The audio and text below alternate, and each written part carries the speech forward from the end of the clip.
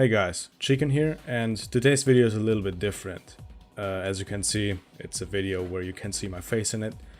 Anyway, what I want to talk about is deep web related content on YouTube, because there is a lot of it and many people profit off of it, but they are kind of telling many lies and don't really show how the deep web actually is.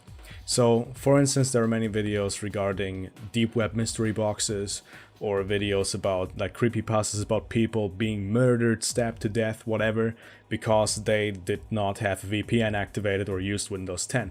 Really silly stories which just don't reflect reality. And I want to sort of demystify some of these points just to show you that the deep web is not as bad as you may think.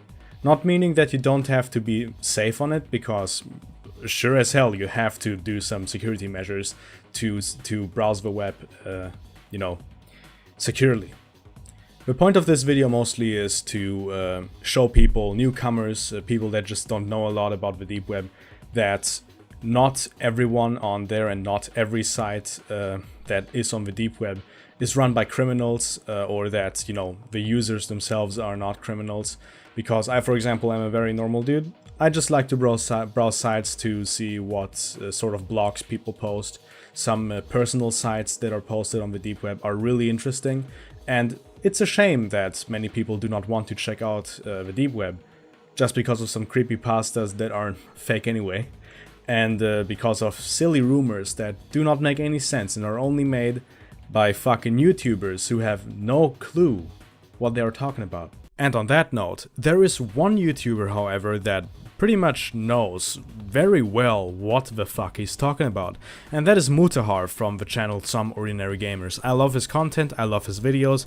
He makes a great deep web browsing series where he showcases many sites on the deep web and showcases what the deep web also consists of. It's not only murder, rape and death, it's also very, actually heartwarming sites and interesting blogs of very interesting people.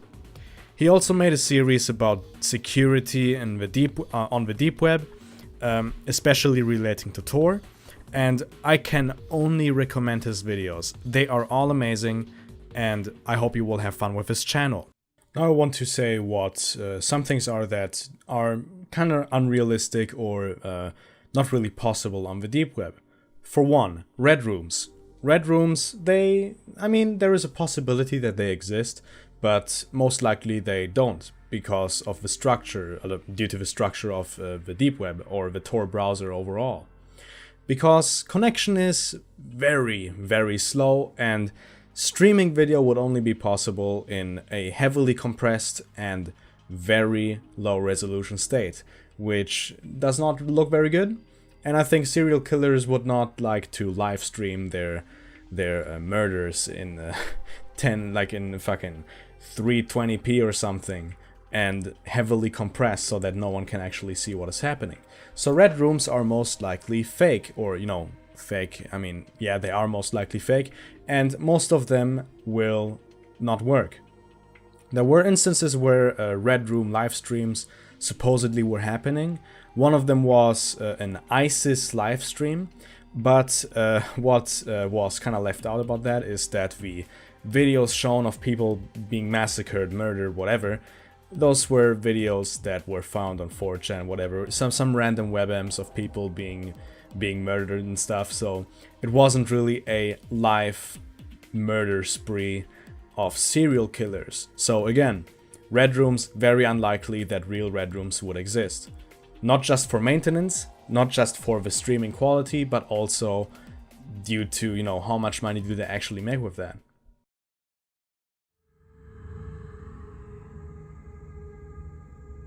Going on the deep web was one of the most foolish mistakes I've ever made. The deep web is home to all sorts of disturbing stuff, such as drugs, messed up porn, murder, hitman services, and torture. Out of curiosity, I clicked the red link. It led me to a site called No Escape. The site was basically human experimentations. I saw a video where a woman was naked and tied to a chair. The woman looked hungry and tired, stressed and thirsty. There was a timer on screen that said 3 days, 6 hours, and 48 minutes. At first I was confused, but then I realized that it meant how long the woman was there for. I went on my phone and played some Minecraft for about half an hour when I got a phone call from an unknown number. I figured it might be someone I know either prank calling me or someone has the wrong number. I picked up and I heard a voice of a man that didn't sound familiar. He said, "Hey David, did you like what you saw?" Second thing, buying things from the deep web. There were many ridiculous videos about buying mystery boxes and then opening the mystery boxes, right? Showcasing items inside or showcasing USB sticks, and then they put the USB sticks in Windows 10 computers as if there was no virus on it. They put on gloves because they don't want any fingerprints on it, but then they rub their fucking gloves all over the fucking face and stuff. Pretty unrealistic videos. People would not act like that if they bought anything from the deep web. What makes everything worse is that some YouTubers even claim to have bought these boxes or other items from the deep web with PayPal. With fucking PayPal. PayPal, a traceable way. Like, if you pay anything with PayPal, it's basically traceable who bought the thing. So that's not used. Okay, I got here 2 exhibits from people that clearly have no idea what they're talking about. Basically, they bought mystery boxes and they find either disturbing stuff or fucking Xbox One. Pretty interesting content, I have to say. So, this specimen right here, he bought a mystery box and he milked the shit out of that. Like, he made 2 videos, not only one video that I'm going to show you, but 2 videos. One video was like him unpacking everything, and the second video is looking at the thumbstick that was in the mystery box. And guess what? It's, you know, a video like an art project or something, about fucking bugs eating human bodies or bodies or some shit. And apparently this video circulated a lot. It seemed very familiar to me. Overall, doesn't really look that convincing, considering that he put in the thumbstick in a Windows machine and seemingly has no problem running it without even checking if a virus is on it. Then also, what is pretty amusing, he put on gloves to protect himself or to not, like, I don't know, like get SARS or something, like some fucking infection, or like, I don't know, like it's from the deep web, someone could have pissed on this thumbstick. But no, like instead of like being actually cautious, he like rubs his fucking gloves all over the face, dude. It's amazing how stupid this content is and that people can actually believe this shit. Because of course they do, because they think that it's real.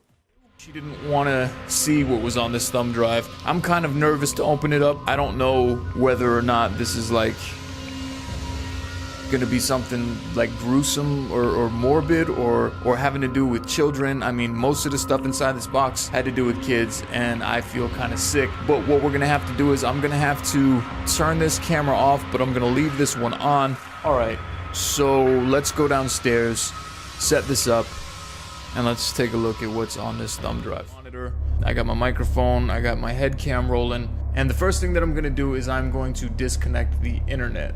I don't know what's on this, but whatever is on this, I don't want the internet being on or this being traced or anything like that. Okay, good. There is no internet connection. I'm actually kind of nervous about putting this in my computer. Here we go.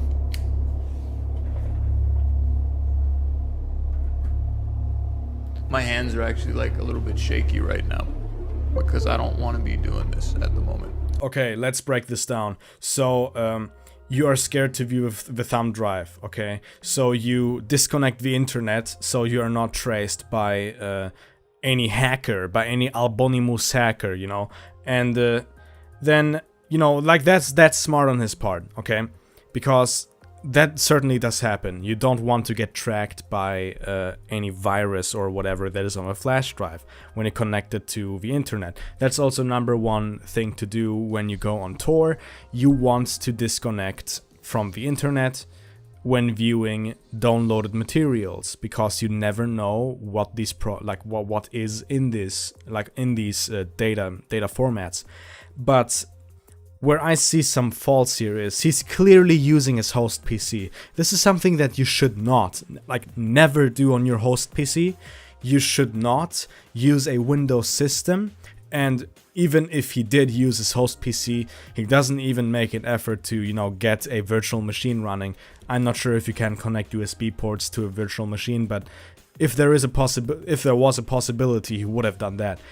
I think if this video was legit, he maybe would have bought a fucking $20 ThinkPad, fucking installed Linux on it, and then viewed the thing, and maybe discarded the laptop afterwards. If this was a real purchase, I would have been very careful what to do with a thumb drive.